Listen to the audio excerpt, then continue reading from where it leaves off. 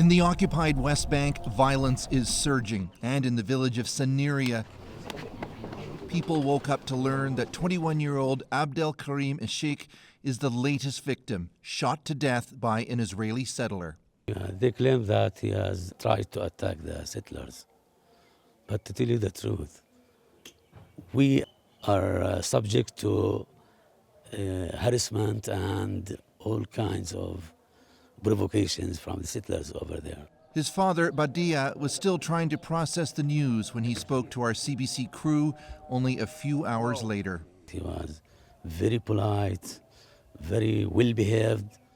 A release from the Israeli military showed a photo of knives that it said belonged to a terrorist who was neutralized by the owner of the land after breaking into his farm.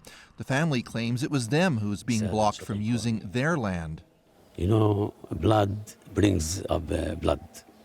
And I think for my son, maybe lots of his fellows or his friends will try to either take revenge for him or to follow his suit.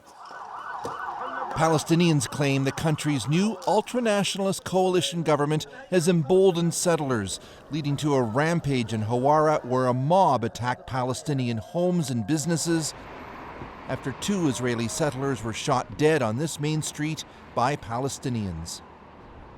In the aftermath, Israeli soldiers are now stationed every few hundred meters. We return to the burned-out scrapyard of Sultan Saris. The soldiers who were there were encouraging the settlers to hurt us. They never protected us, he said. There are now almost 700,000 Israeli settlers living in the West Bank and East Jerusalem, and the number is growing, with Israeli settlements and Palestinian communities often only a few hundred meters apart. Because I've lived here for so long, I have perspective. Ileana Passantine is an Israeli mother of 8 who's lived near the settlement of Shiloh for 27 years. She says the focus on Hawara violence misses the point. It was vandalism. It was cars that were being burnt, and I'm totally against it. But the fact that the emphasis has been moved from a murder of innocent Jews to that's problematic in my eyes. The Ashik family only moved to Sanaria from Abu Dhabi 2 years ago. My hope that one day peace will prevail here in this land.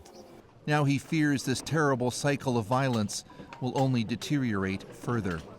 Chris Brown, CBC News in Sanaria.